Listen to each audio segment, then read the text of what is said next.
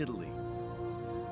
Professor Tom Hyam and Dr. George Kazan have come to test a relic believed to belong to Thomas, the disciple famous in the Bible for doubting the resurrection, and believed by 7 million Thomas Christians to have brought the teachings of Jesus to India nearly 2,000 years ago. It's really exciting because a first century date would potentially open the door towards validating the tradition of whether Thomas went to India. We're hoping to get a small sample to find out more about the relic. If you look closely, you can just see the relic through the window here.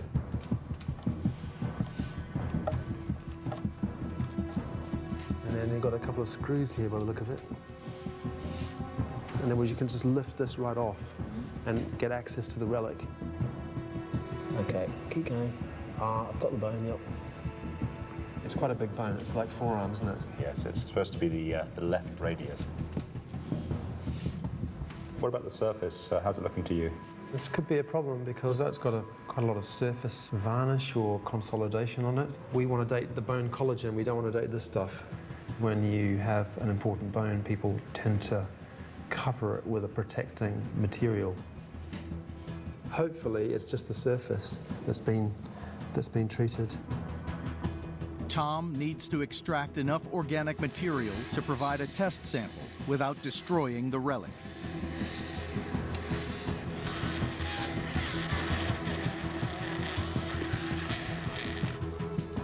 Okay, I think that's enough.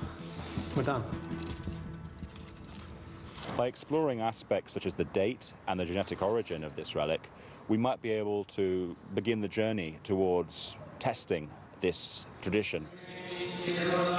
In India, 7 million Thomas Christians believe their ancestors were baptized by Thomas after he was sent by Jesus to spread the story of the resurrection in the 1st century.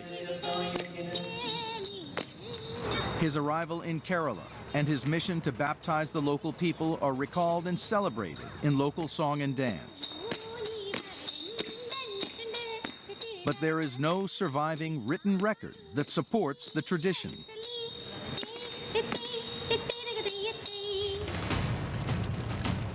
In 1498, the Portuguese arrived in India with a different Christianity. Initially, they were fascinated by the fact that there were Christians here. But then slowly they realized these Christians worship in a different language. They seem to have believed in astrology and reincarnation. They had carvings of elephants and dancing girls on their crosses. This didn't seem like Christianity at all. The problem with them is they weren't Catholics, and they didn't look proper to the Portuguese. In 1599, the Catholic Church declared the St. Thomas Christians heretics. They collected up all the documents that they had from these Thomasine Christians and destroyed them, burnt them. The history of early Christianity in India, recorded on palm leaf manuscript, was put to the flame.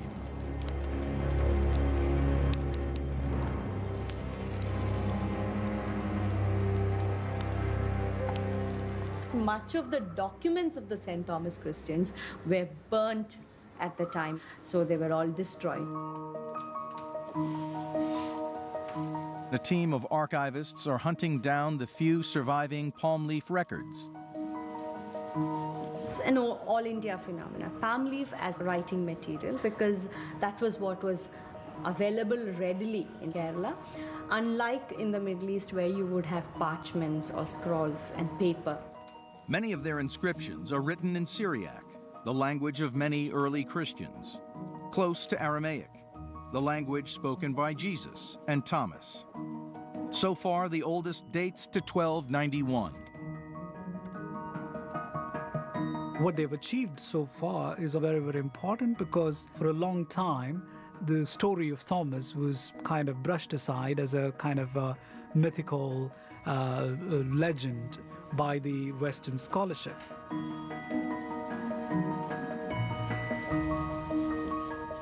Certainly the story about Thomas going to India, even if reluctantly, from the 3rd century Acts of Thomas, is a story that suggests that sometimes we simply have to take it on faith and trust that something happened, or else there wouldn't be early indications of Christianity in India, and in fact, there are.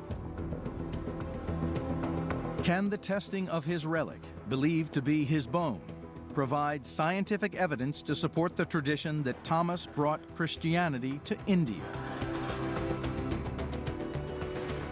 Any such evidence and proof would actually validate the presence of a tradition that has been there for nearly 1800 years. The time has come to put the relic to the test.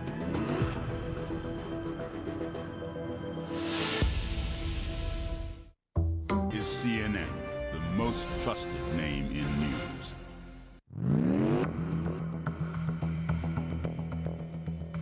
Oxford University, England.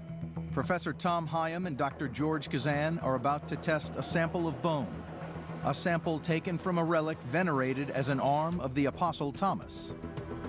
Believed by millions of Thomas Christians to have brought the teachings of Jesus to India in the 1st century. The first stage of the laboratory process is to make sure that what we're dating is the original carbon from the bone rather than the bone plus contaminations. Once the sample is clear of any form of chemical contamination, collagen is extracted from the bone. The end result is a material that looks rather like cotton wool. Finally, a mass spectrometer is used to date the bone and reveal the age of the relic. This is where the samples are coming. They're now positively, triple positively charged through here. And they're going about 50 million miles an hour. In India, a tradition preserved in song, dance, and the Acts of Thomas tells how the apostle came here to spread the word of Jesus in the 1st century. I think it's possible, even plausible, that Thomas went to India because we know that this was a fairly well-trod route, and we have a text that explains Thomas's evangelical mission to India, and we have a community in this corner of India that goes back to antiquity. To this day, St. Thomas Christians perform parts of the liturgy in Syriac,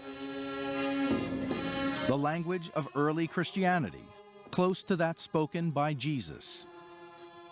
Indian Christians are fond of saying that it is as likely that Thomas went to India as it is that Peter went to Rome.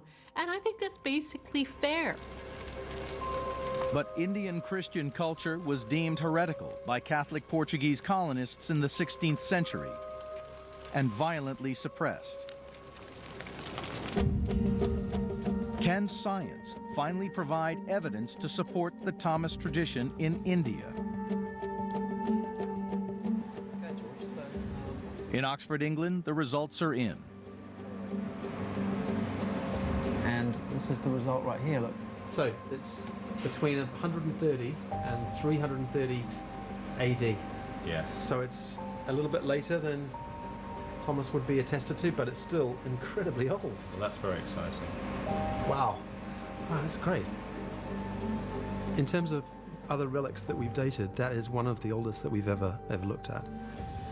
And they are interesting because they seem to cover the period where we find the first historical reference to his remains coming back from India.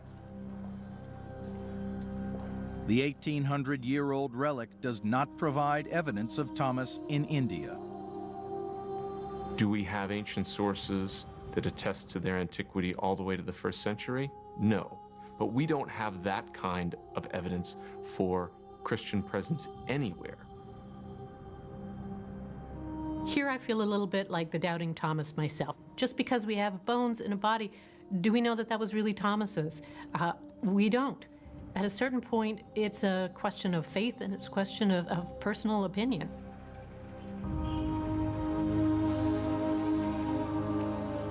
Over 400 years after declaring St. Thomas Christians heretics, the Roman Catholic Church made Thomas the patron saint of India. In 1986, Pope John Paul II visits India and holds an audience in Mylapore at the shrine dedicated to the martyrdom of St. Thomas. In terms of history of Christianity in India, I think that declaration of Thomas as a patron saint of India gave a recognition to the long history or long-held history of Thomas Christians. The story of St. Thomas in the Gospel is a story of the importance of faith, reason, and doubt. Doubt and faith are two sides of the same coin. My Lord. My God. Without Jesus' commission to his disciples to become apostles, that is, to go out from Judea and Galilee and spread his message around the world, there would be no Christianity. Frankly, the followers of Jesus would have gone down in history as a sect of Judaism.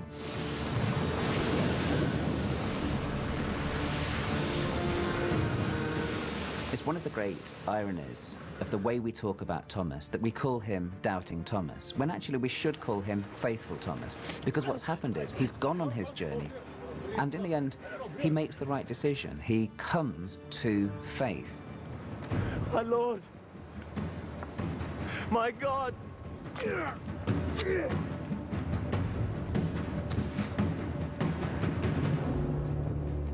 Doubting Thomas might be the perfect apostle because he, in a sense, represents all of us. We all have doubts in the spiritual life, and all of us, I think, out of our human nature, want proof.